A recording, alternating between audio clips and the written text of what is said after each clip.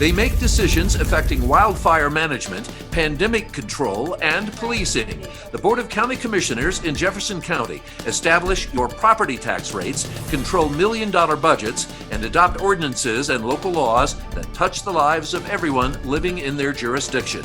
Today, a look at the makeup of the new board elected by voters and what they see ahead.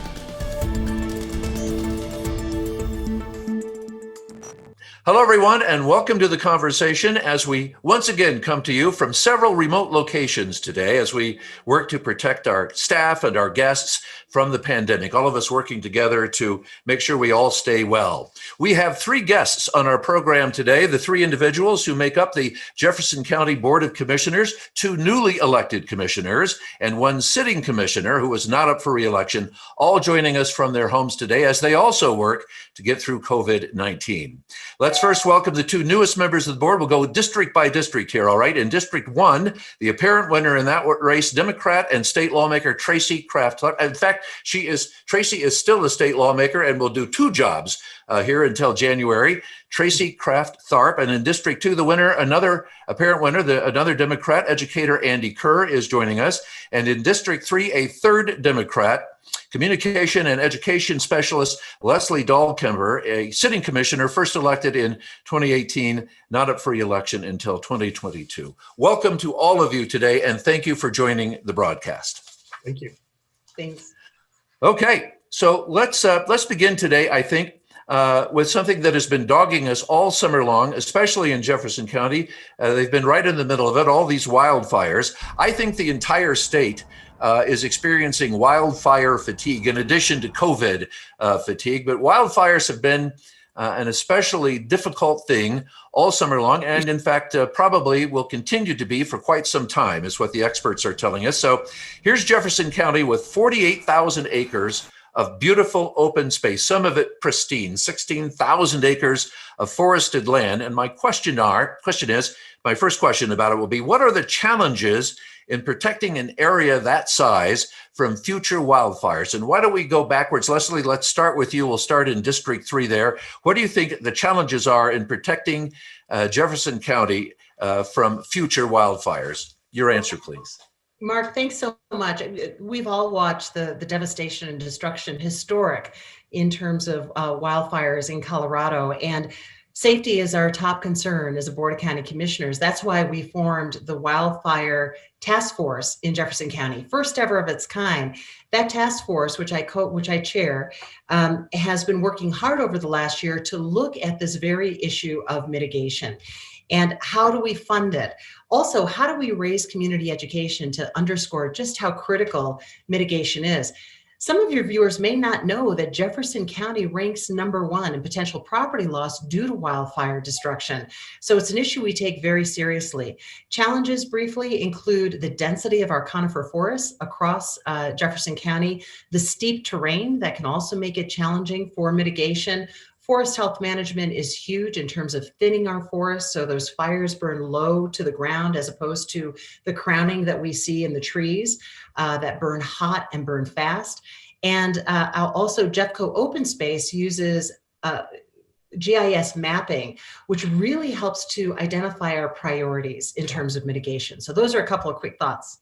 Yeah, the mapping has been incredible. Andy, I know this came up in your campaign. Tracy, I know it came up in your campaign as well. Let's talk about the mitigation. We've seen a lot of video of mitigation at work up in Summit County. I know they're cutting through a lot of forests, for example, with these marvelous machines that cut the trees, strip the trees, and turn them into toothpicks in order to create fire breaks. And I know Jefferson County has slated 250 acres for mitigation through 2023. I know it's expensive. It's $1 million just for that one project. I want to know, do you feel there is public support for larger and more aggressive mitigation programs? Andy, I'll ask you first. Yeah, thank you, Mark. And you bring up Summit County. My mom has lived in Summit County for decades. And at one point this summer, she called me and said that there were fires on 3 sides of her house, luckily miles away, but they were packed and ready to go. And as Leslie mentioned, Jeffco is the number one priority area for impact. As you talk about the cost of mitigation, you have to talk. It's very similar to education. People say, well, education's really expensive. Yeah, well, the cost of not educating people is even more expensive. And it's the same with the mitigation and being prepared. If we are not prepared, if we don't mitigate, you add up the costs of when people actually lose their homes and when businesses are burned down. These are costs that are much, much more. And it really is something that we need to address.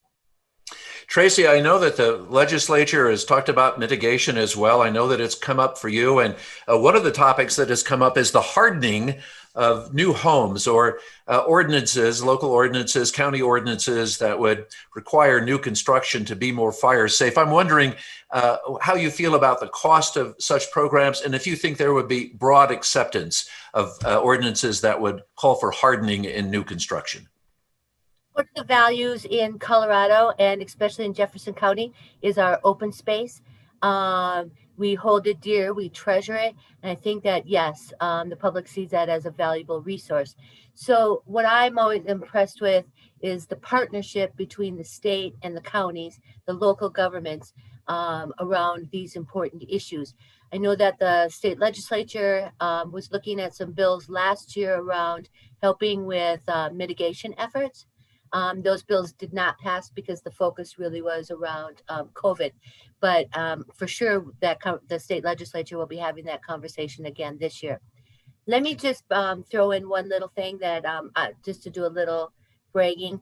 In 2015, I sponsored a bill with utilizing technology through NCAR around being able to detect the intensity and direction of a fire 12 to 18 hours ahead of time.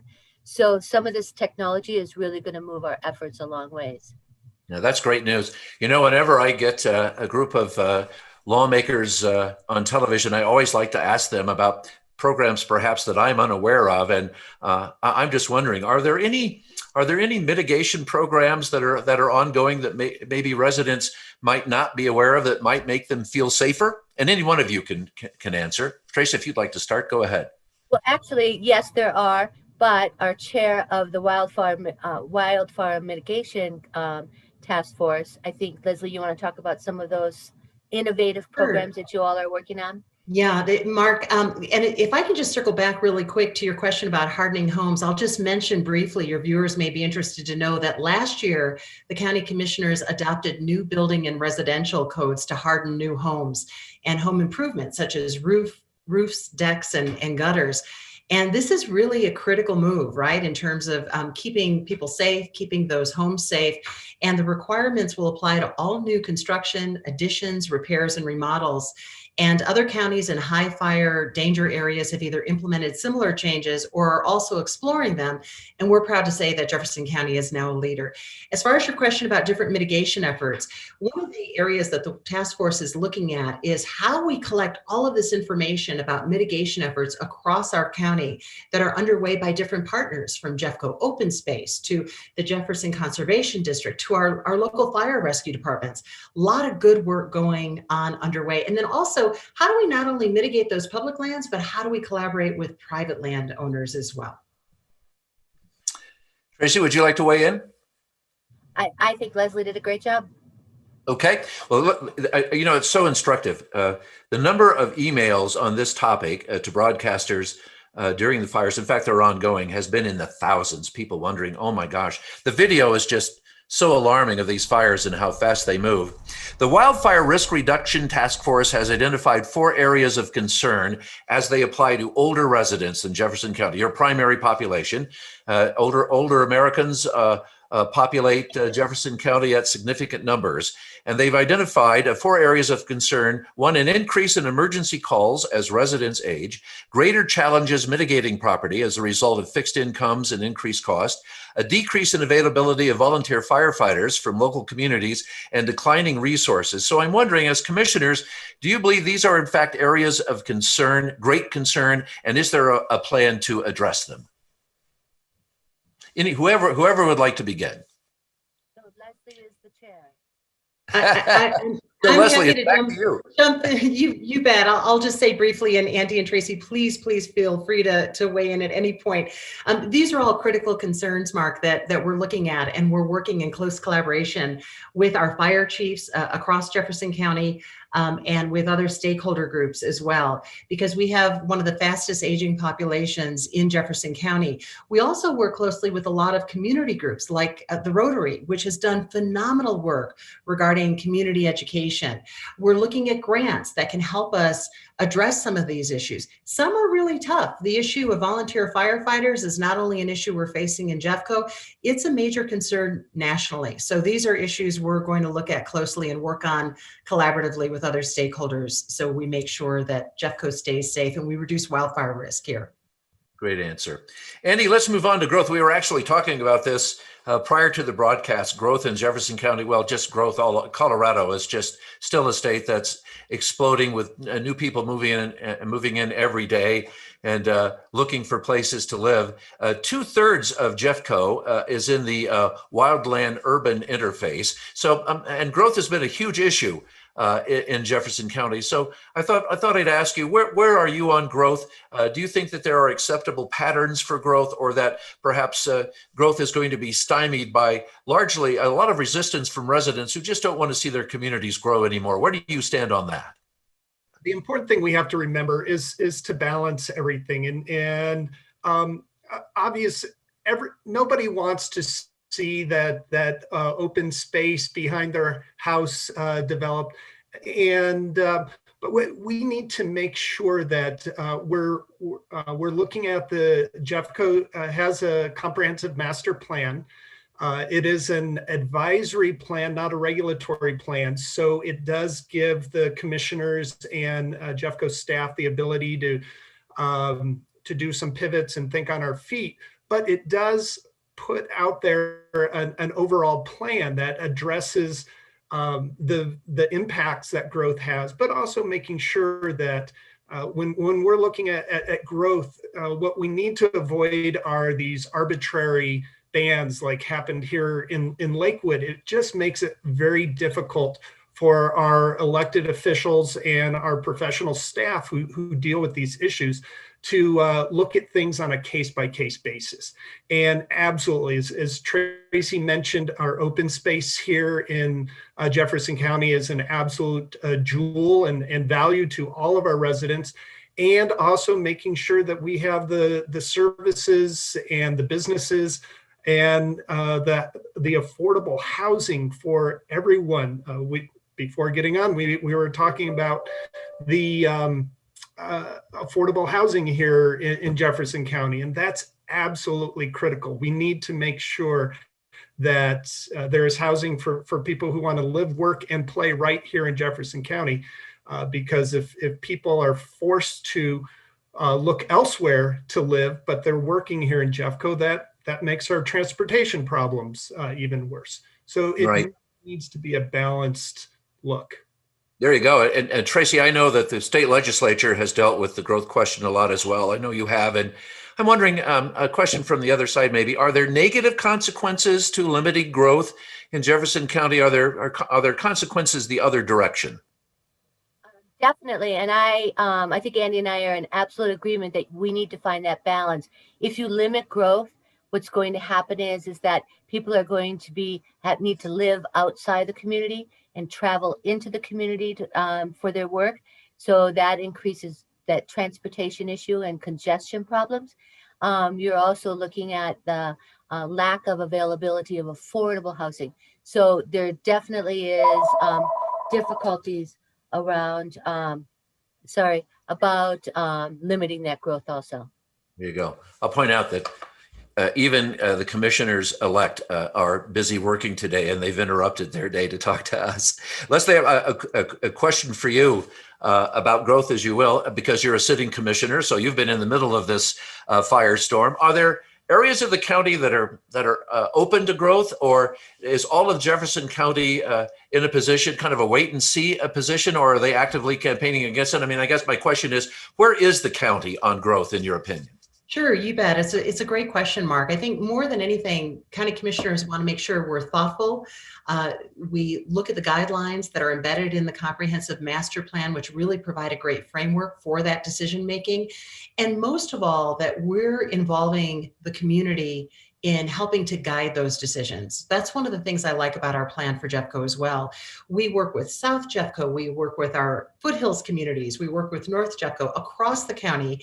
Our planning and zoning department will meet with residents to say, here's some of the issues we're looking at. What are your thoughts? And then we factor that into the plan. I will add, for example, that we do have some very unique issues. If you look at our mountain communities like Conifer and Evergreen, you have real issues around water availability, traffic, issues around wildfire concern, and more. So those are always issues that we're factoring into the mix as well when we make those land use cases, or when we decide those land use cases, I should say. Go ahead, Tracy. I'm sorry.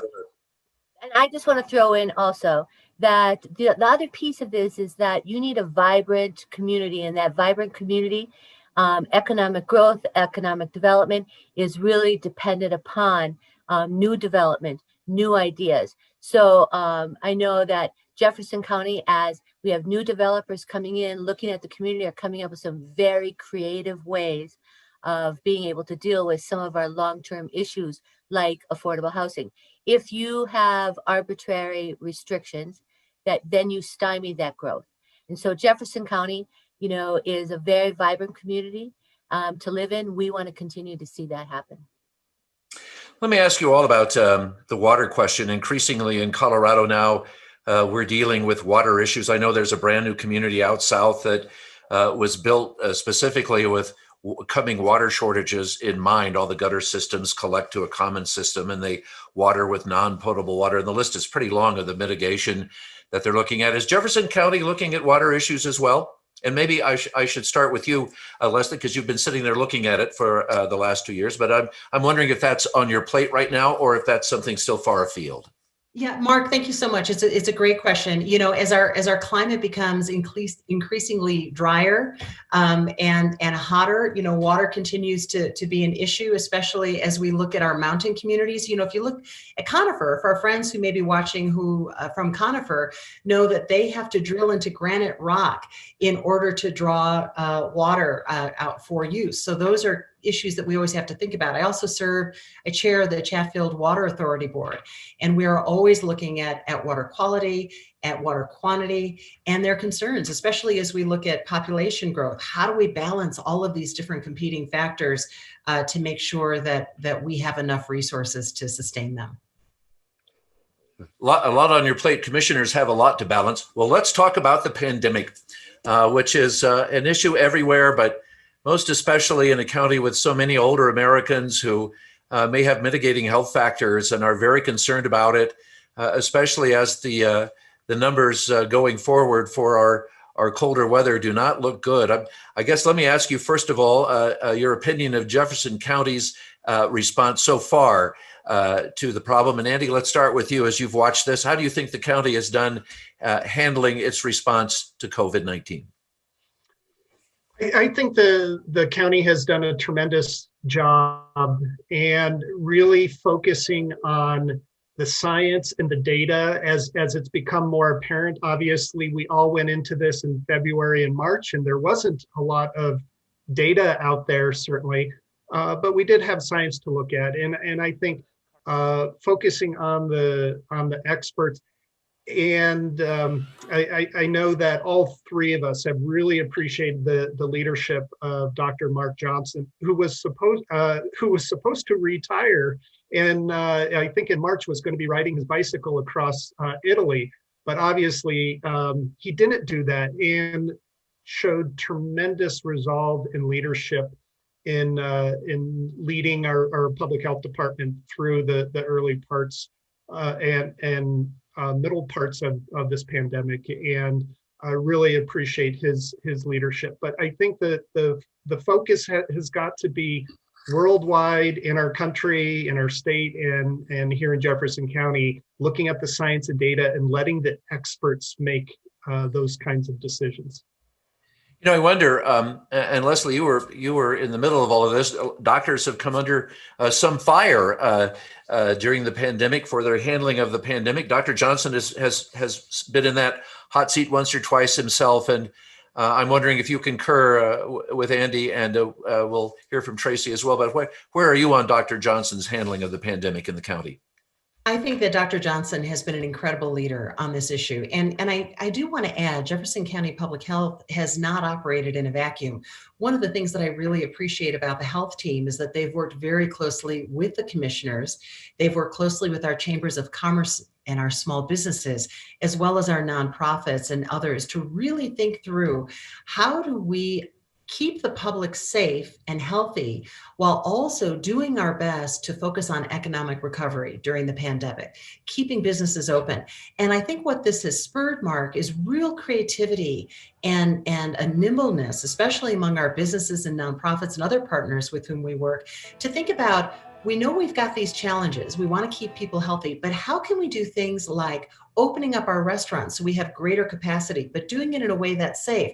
So moving those tables outside, for example, during the summer months and the fall months when it's a little bit warmer than, say, those winter months. So by working together, I think we're going to navigate this, especially as we're starting to see some very concerning spikes ahead in terms of our COVID-19 case count. Tracy, as commissioner-elect, it's going to be one of those things that you're certainly going to have to address. I'm wondering where you stand on, say, mask mandates for the county. I mean, how does a commissioner approach that, which has become a very sensitive topic still in the country? I think that you approach that by working closely with our experts, our public health experts, and the research. So we are learning more about this virus in the 8, 9, 10 months since it's come to us. And the more that we are learning at this point in time is that masks are effective. I think we rely upon the advice of our public health experts.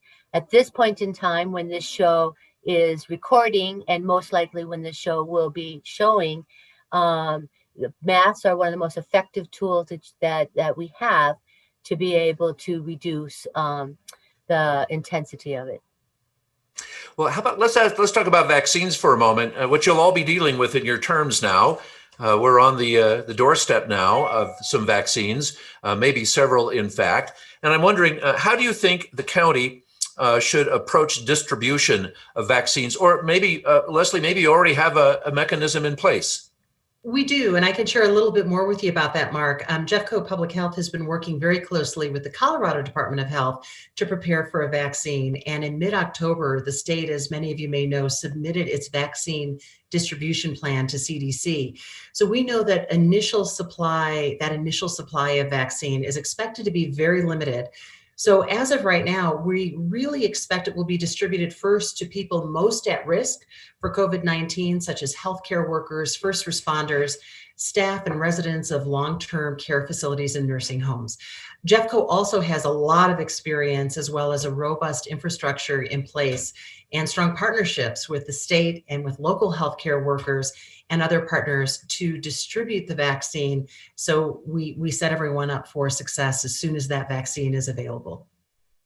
You know, Andy, I've heard from a lot of your constituents there, and well, all of your constituents, but I'll address the question to Andy.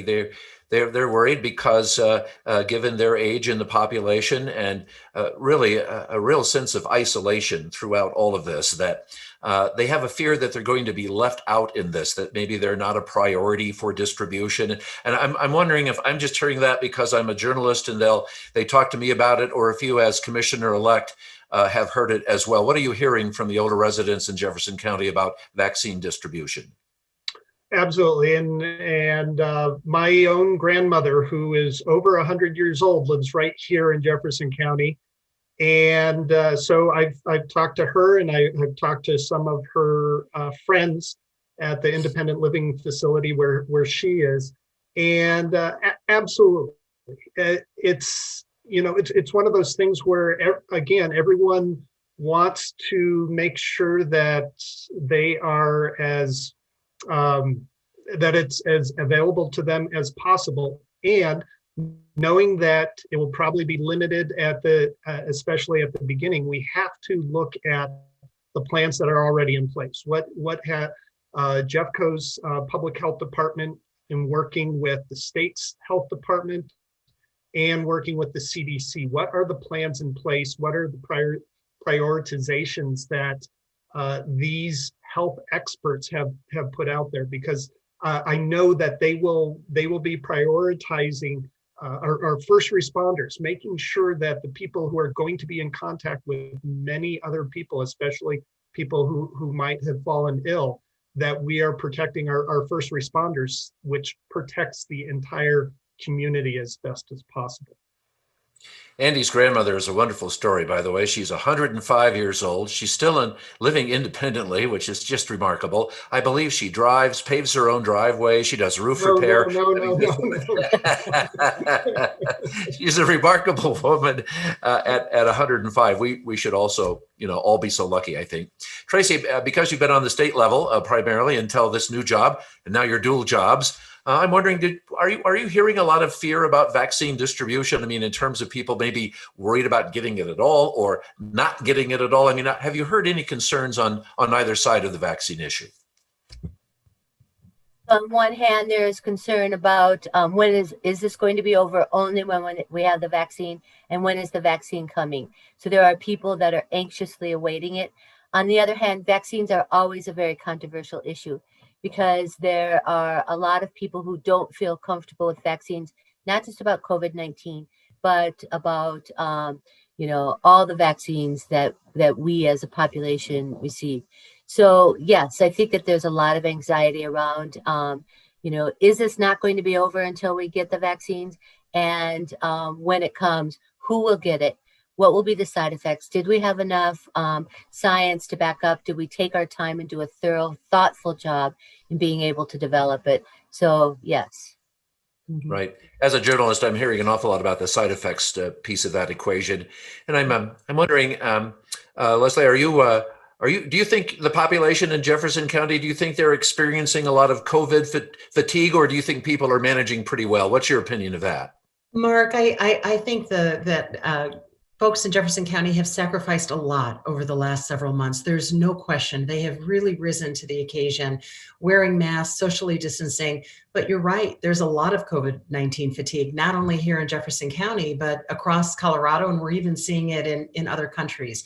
And I think that's also in part why we're starting to see our numbers spike in ways that are very concerning and are quite sobering. But I would just say to our community, thank you for all that you have done to step up. I would ask you, dig deep, because we're going to get through this together. We have to, and we're moving backwards. So we've got to keep moving forward in terms of our response and recovery to COVID-19, to keep our kids in school, whether it's a hybrid model, to keep our businesses open, to ensure our nonprofits can serve people in need in our community. And really, this turnaround is in the hands of our community. We've been here before where we have seen spikes. We're here again, and we will get through this together.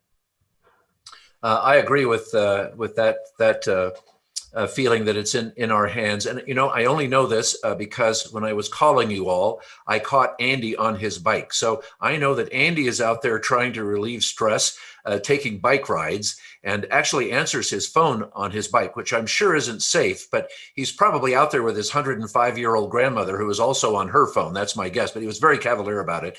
But Andy, I'm wondering if you have any recommendations for resolving the issue of COVID fatigue, if you have any recommendations for reversing the malady besides bike rides that you'd like to pass along, because you're a healthy looking guy.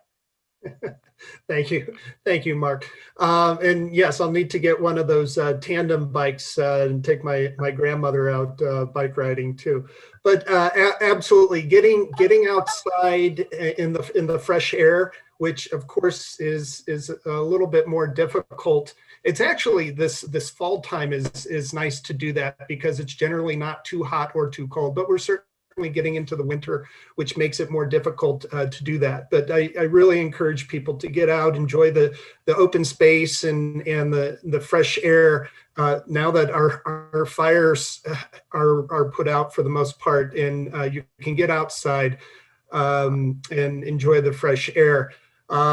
Do please continue to wear your masks if you're around other people, and certainly if you're off by yourself in one of the many parks in the woods, you can take that mask off, but please try to continue that. And also the social interactions. As a teacher, parent-teacher conferences, I found out one of the parents of one of my students actually works for Zoom. And, Zoom is now a verb that is in our vocabulary.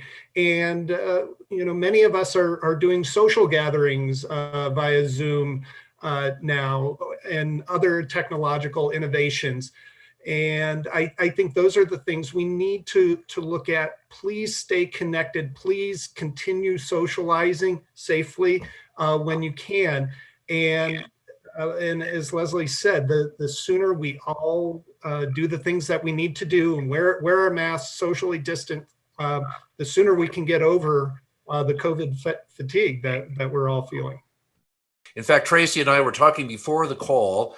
You mentioned your student who works for Zoom. We were talking before the call that we had another missed opportunity, that we didn't get in on Zoom before this all began, because Zoom has done very well. And that brings us to the difficult subject, I'm afraid, Tracy, of budget. So I'm wondering if, given the impact on budgets in the coronavirus crisis, which you have seen a lot of, I'm sure, as a state lawmaker, and now as commissioner-elect, you'll be dealing with it. How much belt tightening do you think will have to be done to accommodate shortfalls, and what areas are the commissioners prepared to sacrifice to meet budget restrictions, because it looks to be a very significant hole?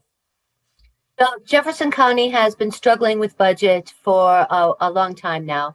And before last March, I'd say it really was the number one priority in the county for the commissioners to be able to tackle, along with all of the other citizens of the county. So there was, I think, $16.8 million cut from the budget last year, another $8 million this year. The commissioners very bravely voted to bring a debrucing initiative to the people last fall. Only people in Colorado know what that means, what debrucing means.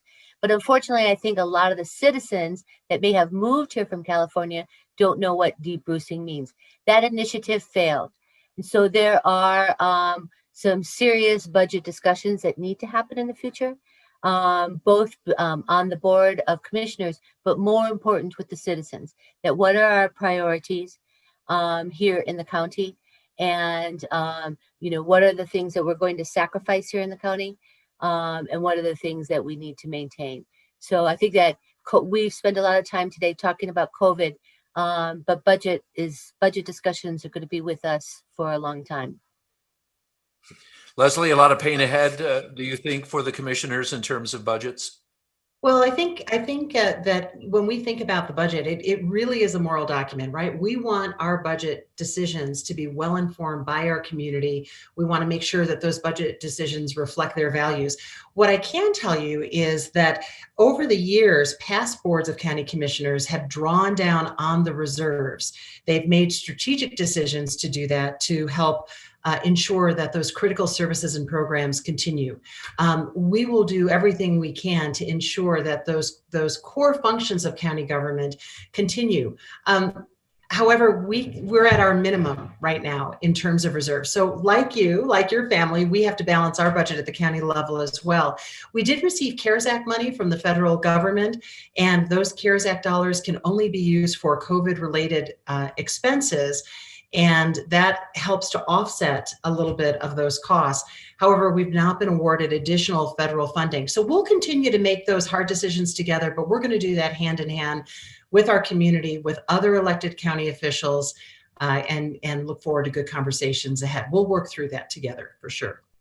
Andy, do you see a quick recovery for Jefferson County? Do you think it will be speedy, or do you think it's going to be slow and somewhat painful as we roll out of this?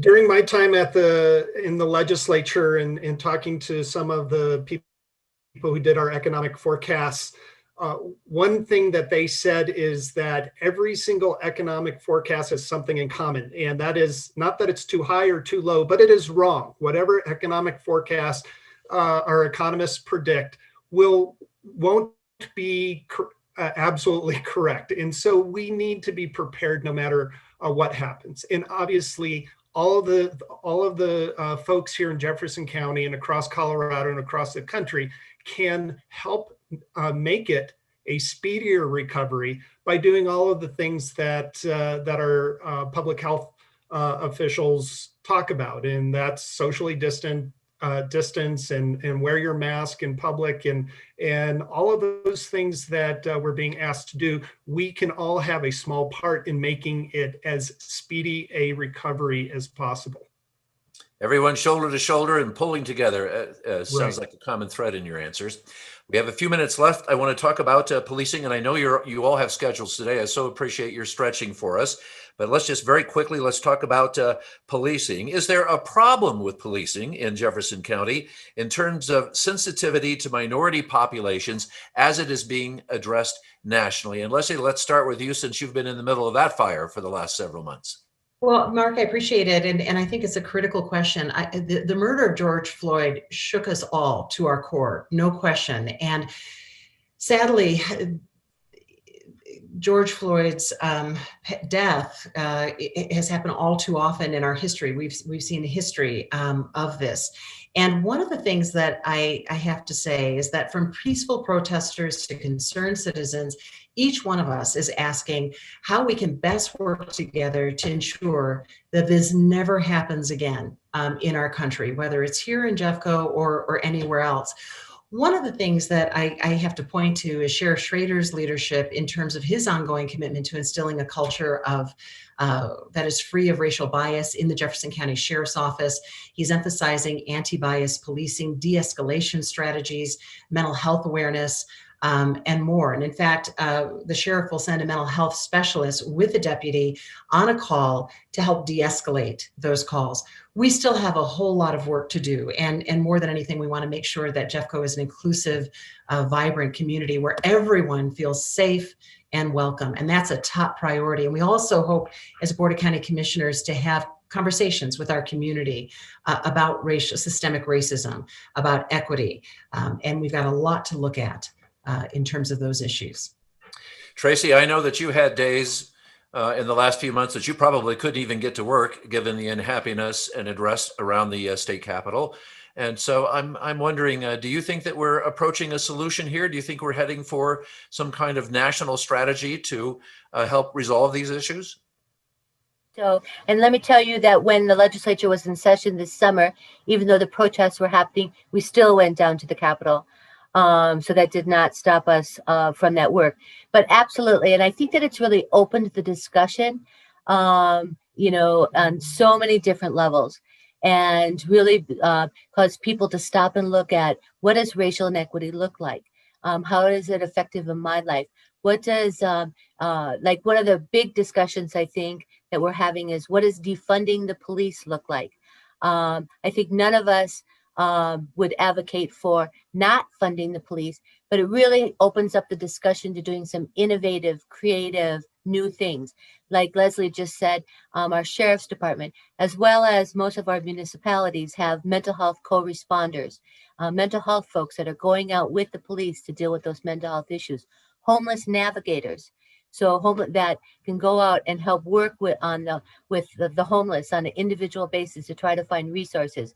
So the conversation and the strategy, I think, really is looking at how are we living our life? How are we approaching these issues? But what are the innovative, creative things that we can be doing to best meet the needs of all of our citizens all the time? Andy, I think maybe one real bright spot here is that we have mobilized a lot of youth. A lot of young people have decided that this is a moment for change. Please tell me if I'm wrong about that. My sense is that a lot of young people are coming together looking for a solution. Absolutely. And one of the classes I teach, high school class, is U.S. government. and we, in my classes, we've certainly had a lot of these discussions.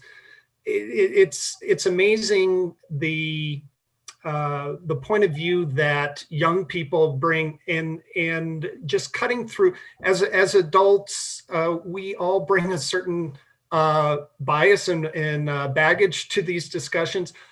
Our youth can cut through a lot of that because they don't have the same experiences and bias and baggage that the adults bring. And so they're able to start these conversations in a different place, rather than starting from opposing points of view. They can start just with a conversation in the middle and say, yeah, we see these issues in our own schools. We see these issues in our own lives, and let's just talk about it and get through it, rather than everyone just start in their own camps, pretty much.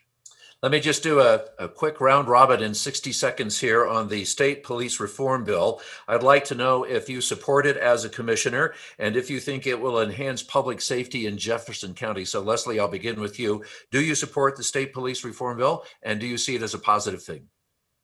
Yes, and yes is the short answer. I will also say, though, that county commissioners work very closely with our Jeffco legislators, Tracy and others, to work on amendments to improve it. And in fact, the sheriff's office is doing a number of things already in 217. So really appreciate that collaborative work with our Jeffco lawmakers to improve upon the bill. So Tracy, you're in that camp as well then? And I was at the legislature when it was introduced and did vote yes. On the day it was introduced, I was in conversation with our sheriff, Jeff Schrader. That evening, we hosted a phone call with all of the police chiefs here in Jefferson County to be able to get their feedback. We took that feedback, we brought it back to the sponsors of the bill, and most of what was recommended by our police chiefs here in Jefferson County was integrated into the bill. So are there areas that maybe we need to move forward and maybe we need to continue to improve on? Yes, but the increased accountability and transparency will be beneficial to everybody. Well, Andy, you're in a tough spot if you disagree, but go ahead. I will not disagree with either of them, and exactly that process that Tracy talked about, and the way that she and other lawmakers were able to have these conversations. And I know that it was widely supported. My friend, former sheriff of Weld County, conservative Republican Senator Cook, voted for the bill. And if he was going to support it as a retired sheriff from Weld County, I know that it was widely supported. I'm going to apologize as we close here for referring to all of you by your first name, but I feel as though I know you. So in closing, I will say Commissioner-elect Andy Kerr, Commissioner-elect Tracy Kraft Tharp, Sitting Commissioner Leslie Dahlkemper. I think Jefferson County's in pretty good hands, I must say. Although I will say this as a reporter, just as if you were 3 Republicans, here you are 3 Democrats. People will be watching you, will be keeping an eye on you, and we'll check in again. And good luck to all of you. And thank you for being part of the broadcast today. And thanks to all of you at home for watching as well. We'll see you again for Let's Talk.